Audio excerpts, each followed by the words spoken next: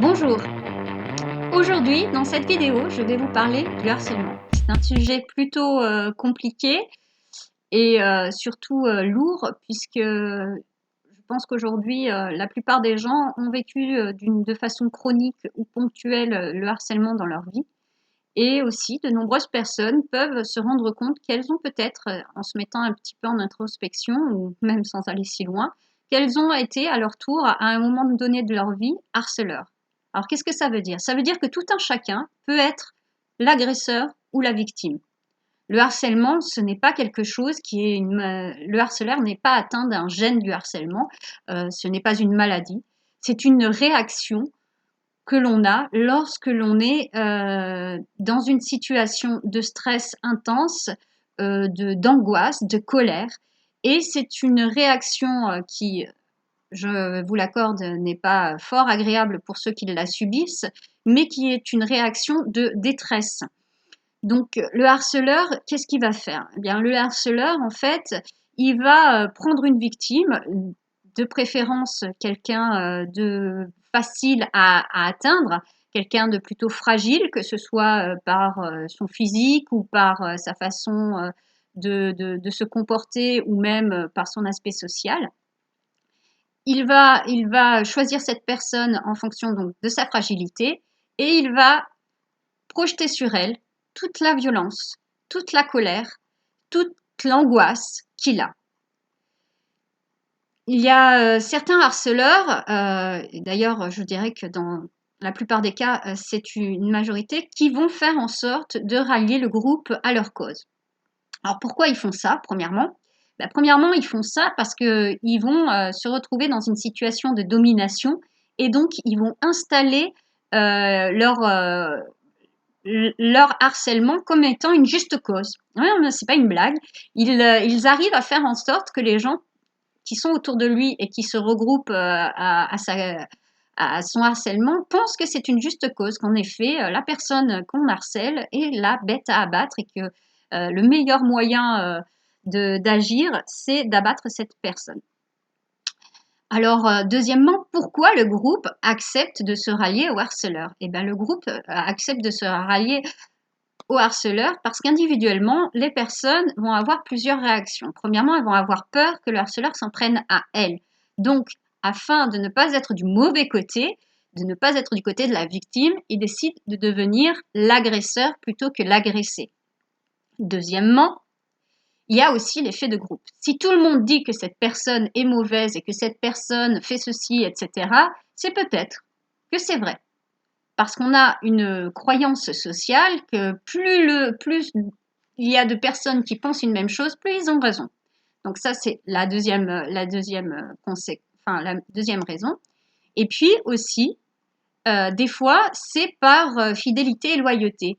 Que ce soit envers un professeur qui harcèle un élève, donc les autres élèves qui sont vis-à-vis de leur professeur très admiratif vont se mettre à harceler l'élève de la même façon que l'instituteur ou le professeur harcèle l'élève, ou alors parce que c'est leur ami et qu'ils se disent que puisque c'est leur ami, ils se doivent par loyauté d'aider leur ami à continuer à harceler l'autre élève. Donc ça va être les trois raisons pour lesquelles individuellement le groupe va se rallier au harceleur. Le problème de ce ralliement de groupe, c'est que la victime va très vite, déjà, lorsqu'il y a un groupe, ça va aller encore plus vite que quand il y a juste un harceleur et une victime. Donc, la victime va très vite se retrouver dans une situation d'angoisse, de manque de confiance en elle, de manque de confiance en les autres, mais surtout, elle va se retrouver isolée, seule face à un nombre conséquent. Le souci, ça va être, comme je viens de le dire, toute cette perte de confiance en soi et d'amour-propre qui risque très vite de mener à la dépression, voire, dans certains cas dramatiques, au suicide. Donc pour pas en arriver là, j'ai travaillé sur une méthode qui se travaille en 4 phases sur comment prévenir en fait le harcèlement chez tout un chacun, puisque je pense que le harcèlement ne s'arrête pas à la sphère scolaire. On peut être harcelé dans sa propre famille, dans son groupe d'amis, à son travail, dans son quartier, de façon incroyablement vaste. On va pouvoir être harcelé sous toutes les sphères sociales dans lesquelles on se retrouve. Il n'y a pas de moment donné, il n'y a pas, il y a rien qui peut en fait vous prévenir du harcèlement. Donc, l'important, en fait, c'est de travailler avec un maximum de personnes pour que les relations interpersonnelles s'améliorent et réussissent à faire en sorte que le harcèlement, non pas les harceleurs, mais le harcèlement disparaisse. Parce que lorsqu'on ne donne plus de valeur au harcèlement, lorsque le harcèlement n'a plus lieu d'être, il disparaît. Les harceleurs sont des personnes comme tout un chacun. Chacun de nous peut être harcelé ou harceleur. C'est quelque chose dont il faut vraiment, vraiment, vraiment se mettre en tête. C'est qu'une personne qui harcèle ne harcèle pas parce qu'elle est une mauvaise personne, elle harcèle parce qu'elle est dans une situation d'angoisse, de colère, de violence interne qu'elle rejette sur l'autre. Donc c'est avec ça qu'on va travailler. Premièrement, en expliquant à tout un chacun que lorsqu'il se fait agresser, quand bien même il a été agresseur plus tard, ou il est en train d'agresser quelqu'un, etc. Lorsqu'une personne se fait agresser, lorsqu'on envoie de la violence à quelqu'un, se mettre en empathie avec son agresseur va nous permettre de nous protéger. Ça va nous permettre de nous protéger parce qu'en fait, l'agression doit se nourrir pour continuer. Si lorsque vous vous faites agresser, vous réagissez de façon violente ou vous vous soumettez à l'agression, vous nourrissez l'agression. Lorsque vous établissez un comportement neutre, vous ne nourrissez pas l'agression. Pourquoi ? Parce qu'en fait, l'autre a besoin de sentir qu'il a un impact sur vous pour pouvoir continuer ce qu'il est en train de faire. Si vous montrez d'une façon physique, puisque la plupart du temps, on va commencer par avoir une attitude physique, neutre et empathique, c'est-à-dire qui montre que qu'on n'est pas dans une attitude de défiance, mais plutôt d'écoute de l'autre, eh bien, l'agresseur va déjà perdre une partie de sa confiance en lui face à ce qu'il est en train de faire et va commencer petit à petit à baisser le ton ou la force de son agression. Donc l'empathie, c'est quelque chose qui est très important puisque c'est le fait de se mettre à la hauteur de l'autre, d'écouter ce qu'il ressent et de faire bien le distinguo que ce qu'il ressent, c'est ce qu'il ressent lui et que cela ne nous appartient pas, mais que on doit écouter ce qu'il ressent pour pouvoir le comprendre. Donc ça, c'est la première phase. C'est travailler sur l'empathie, faire comprendre aux gens comment se mettre en empathie vis-à-vis des autres et quelles sont les bonnes attitudes face à une agression. Voilà, donc une fois qu'on a réussi à se mettre en empathie, la deuxième phase, ça va être de rentrer en contact. Donc, généralement, on va essayer de rentrer en contact en communiquant avec l'autre. Si on communique en allant dans son sens, on le nourrit à nouveau. Donc, nourrir l'agression, je l'ai déjà dit, ça ne fait que l'empirer. En communiquant avec l'autre et en se mettant à nouveau à son écoute et en montrant à l'autre que ce que l'on veut, ce n'est pas être en conflit avec cette personne, mais c'est comprendre qu'est-ce qui ne va pas chez elle pour qu'elle vienne chercher un conflit chez nous, eh bien, on va détendre en fait l'atmosphère. On va détendre l'atmosphère, on va permettre à l'agresseur de s'exprimer et de s'exprimer de façon plus positive. Puisque dans son agression, il n'est pas dans le positif, il est évidemment dans la violence. Une fois qu'on ne donne plus de nourriture à la violence, elle disparaît petit à petit et vient le dialogue. C'est là où l'intérêt de travailler sur la communication non violente et la bienveillance interpersonnelle va avoir toute la puissance. C'est-à-dire qu'en entrant dans ce rapport où l'on est à égal, où l'on est aussi dans une position où on n'est ni victime, ni contre-attaquant, on va pouvoir permettre un terrain neutre où chacun va pouvoir s'exprimer. Renvoyer aussi le harceleur à sa souffrance, ça peut aussi créer en lui, relancer chez lui la violence. Là n'est pas la question. Il n'est pas question de dire au harceleur, si tu me parles comme ça, c'est parce que toi, t'es pas bien et que tu es en train de me dire ce que toi, tu ressens. Non. Parce que ça, c'est une forme aussi d'agression, c'est rentrer dans l'intimité et voilà, la souffrance de l'autre. C'est dire à l'autre que on entend qu'il a envie d'agresser, on entend qu'il est mal et que c'est un besoin pour lui, mais qu'on n'a aucune envie d'être agressif avec lui. On n'a pas envie non plus de se faire agresser. Et que quelque part, on est persuadé qu'il pourrait nous exprimer ce qu'il a à nous dire sans nous agresser. Alors dit comme ça paraît idyllique, mais il y a justement une méthode de communication qui permet d'en arriver là. Moi, je vais sur cette vidéo parler en fait de la méthode et je reviendrai dans d'autres vidéos pour parler de chaque phase de la méthode afin qu'elle soit mieux expliquée. Donc une fois qu'on en est arrivé là, on en est arrivé à faire, quand on est dans la deuxième phase, qu'on est arrivé, on s'est mis en empathie avec la personne, on a communiqué avec elle de façon non violente et dans une bienveillance interpersonnelle, mais on se rend compte d'une chose, c'est que le harceleur, ce n'est pas une mauvaise personne. Le harceleur n'est pas le diable incarné. Le harceleur est une personne et une personne qui peut même sûrement être une personne extraordinaire, qui peut même avoir de super qualités et qu'elle a juste utilisé le mauvais moyen pour exprimer sa douleur. Donc une fois qu'on peut se rendre compte de ça, une fois qu'on se rend compte que cette personne, on peut aussi l'aider à notre tour à s'exprimer. Et là, on va rentrer dans une phase que j'appelle la phase de prévention. Après avoir communiqué avec le harceleur, après lui avoir fait prendre conscience que ce qu'il faisait n'allait pas l'aider et que en plus ça ne serait pas nourri, on va pouvoir en fait lui venir en aide de façon constructive. Soit s'il s'agit d'enfants, prendre le temps en fait de lui conseiller d'aller parler à des personnes avec qui il pourra exprimer tout ce mal-être sans forcément devoir agresser quelqu'un, sans forcément que ça lui coûte.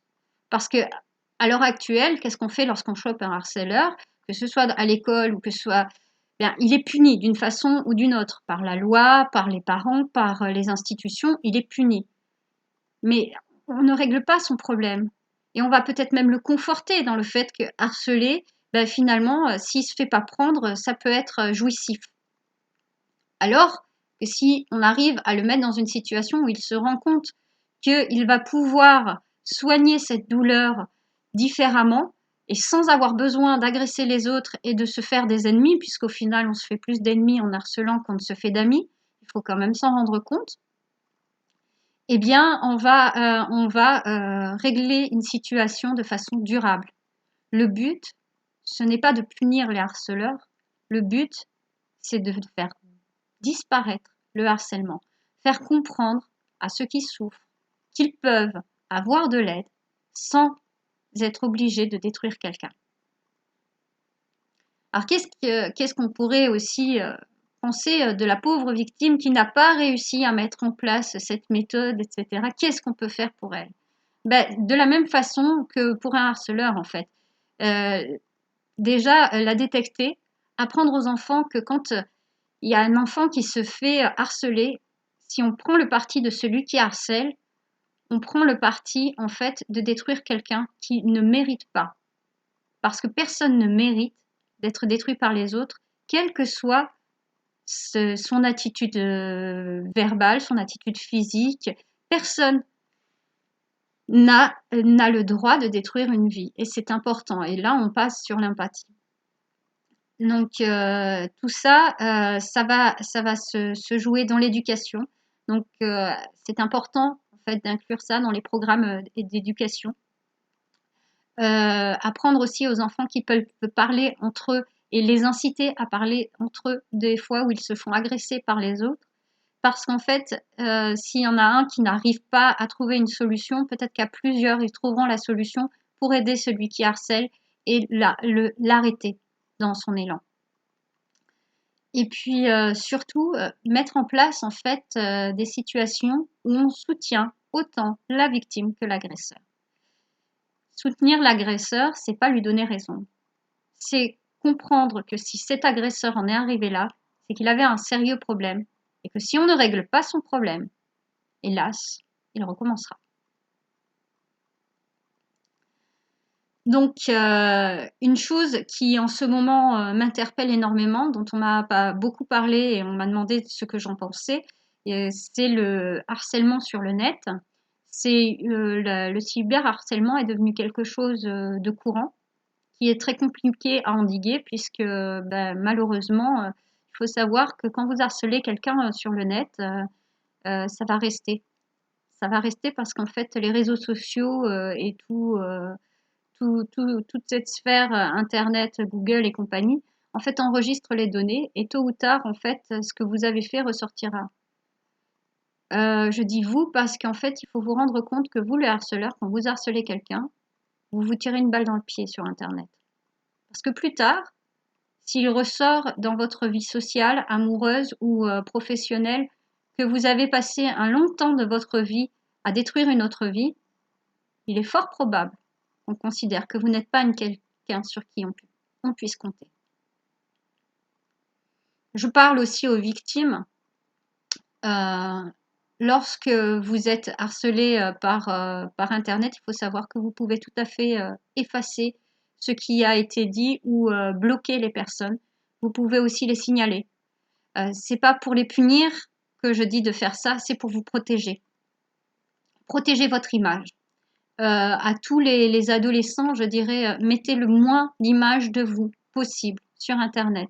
Sachez que ce que vous montrez aujourd'hui va rester durant une très très très très longue date sur Internet et vous pourrez peut-être tôt ou tard le regretter et il n'y a plus de moyen de faire marche arrière. Des fois, on pense que c'est les autres qui nous harcèlent et au final, sur le net, ce que j'ai pu me rendre compte, c'est que ce qui est impressionnant, c'est que souvent, on est soi-même la base du harcèlement. On crée soi-même des situations qui vont faire qu'on puisse être harcelé.